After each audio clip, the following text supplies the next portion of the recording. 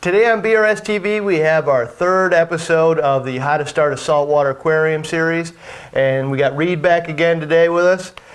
In this episode we're going to go over how to add a GFO reactor, which will help control our phosphates. We'll touch on testing as well as some feeding tips and adding an auto top-off system as well as a refugium. So the easiest way to maintain low nitrates in a healthy aquarium is to pay close attention to the type of food that we feed. There's three main types of food: pellet food, frozen food, and flake food. Whenever possible, I try and feed frozen food because it tends to be closer to the fish's natural diet and introduces much less phosphate and nitrates in the aquarium. I have to agree, Reed. Almost all of my most successful tanks have been fed a pretty standard diet of just PE mysis shrimp. I try to stay away from the brands that have too much gimmicky marketing on the packaging. But regardless of the brand that I use, I always want to make sure that I thaw it and rinse it before I add it to the tank to keep all the excess nutrients out of the tank. Let's go over to the tank and show how we typically feed. So feeding frozen food is pretty simple. A lot of people just drop the frozen cube right into the tank and let the fish have at it. However, it's a much better idea to actually thaw it and rinse it first so we can get all that nasty shrimp juice and keep it out of the tank, because it's going to have a lot of excess nutrients we don't necessarily want in there.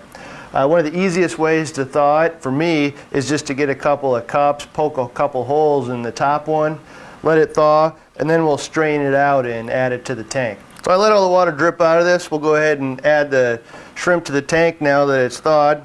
Just kind of swish it out and let them in. You can see it didn't dump a big nasty cloud of that shrimp juice into the tank. So what did we keep out of the tank? Well, I'm going to show you here. We'll pour it into this glass beaker, and you can see that it's really cloudy and full of oils and nasty stuff.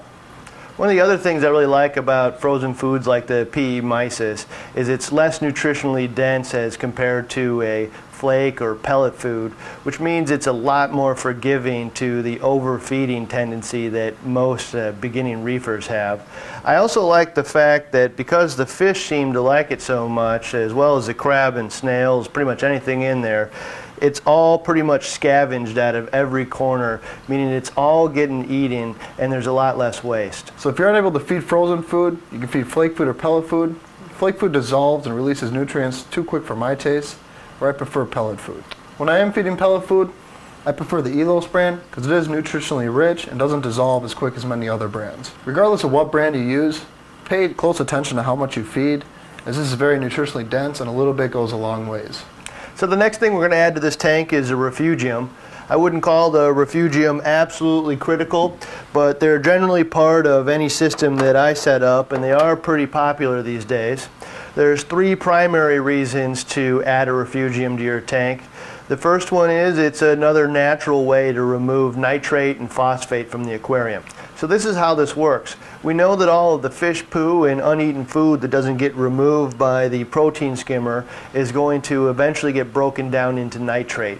We also know that most of those foods also contain phosphate. Phosphate and nitrate are actually plant foods, so it's going to feed the algae growth in our tank, which is something that we don't want.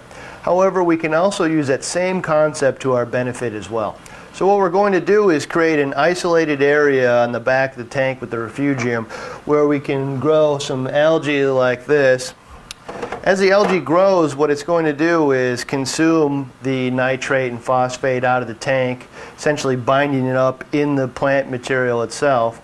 So once a month we'll come through and take a fistful of it out. We can throw it in the trash, give it to a friend, maybe a fish store. But when we've actually removed it, we've essentially removed that nitrate and phosphate out of the aquarium. So how much nitrate and phosphate do you think this actually removes? Well, there are 100 opinions on this one. And my personal opinion is that it's obviously removing some, but I wouldn't rely upon it as my main source of nitrate and phosphate control. However, I really do like the natural approach, and there are a variety of other reasons that I would use a refugium on any system. Reed, have you ever used one to produce copepods as a food source for mandarins? I have, and everyone seems to love those things. The only thing is it's kind of a gamble to get them to eat prepared foods. That's where a refugium is a great source for live copepods, which are tiny little bugs that live on the surface of the rock. You can see them hunting for pods pretty much all day long. Sadly, in small or medium-sized tanks, they can eat the entire population of pods and then starve to death. However, if you add a refugium to the tank, fill it with some rubble and algae, you have created a safe haven for the copepods to thrive and reproduce where the mandarin can't eat them all. You have essentially created a self-sustaining natural food source for your fish. So even if you don't plan on having a mandarin in the tank, pods make an excellent food source for fish like wrasses. The pods will also scavenge a lot of the uneaten food and fish poo at the bottom of the tank, which will help further process it. And the copepods and amphipods will also scavenge a lot of the algae that's growing on the rock, which will help fight off any algae problems. So we're going to go ahead and hang the refuge off the front of the tank just so you can see what it looks like with some of the rubble, algae, and light on it. And then we'll go ahead and move it to the back of the tank where it belongs.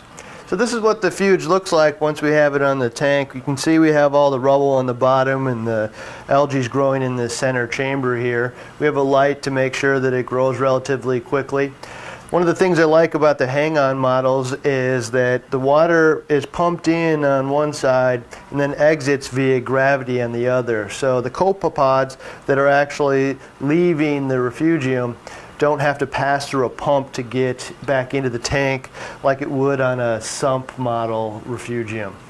Now, there are a lot of species of copepods that could pass through a pump and actually get back into the tank, but for me, this is really the ideal scenario. So before we put this on the back of the tank, I wanted to take a second and tell you about the last benefit of running a refugium on your tank, and that's stabilizing the day-night pH swings. And the reason that it's going to do that is during the day, the lights are on the tank and there's photosynthesis going on where the organisms of the tank are consuming carbon dioxide and turning it into oxygen. At night, that stops happening when the lights go out, and then the excess carbon dioxide will drive the pH down. If we put the refugium on the back of the tank and light it at night, the photosynthesis will happen within the algae in the refugium, and it will consume some of that carbon dioxide, making the night pH swing less drastic. So the next piece of equipment we're going to add is an auto top-off system. This does two main things for you.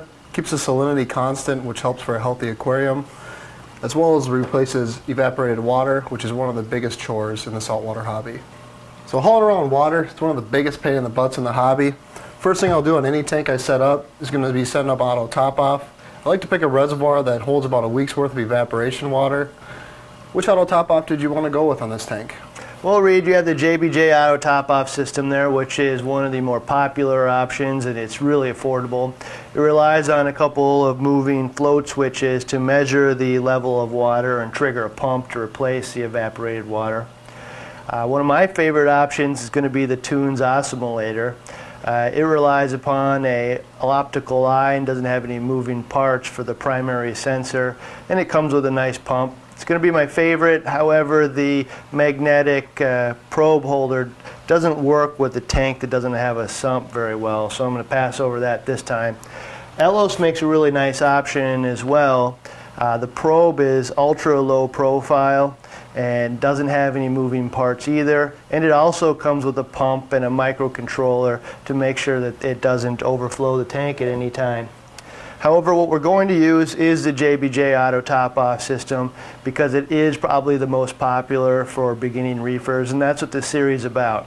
However, as soon as we get a sump, I'm probably going to upgrade it to a different type of auto top-off system that doesn't rely on moving parts, because those moving parts can get stuck by snails or salt creep or anything. I prefer to rely on an auto top-off system that uses the optical eye or the probe that Elos uses. So we have the JBJ auto top-off system here. Install is pretty easy. It's a matter of putting the float switches on the back of the aquarium. We put it on the front of the tank so you can kind of see what's going on.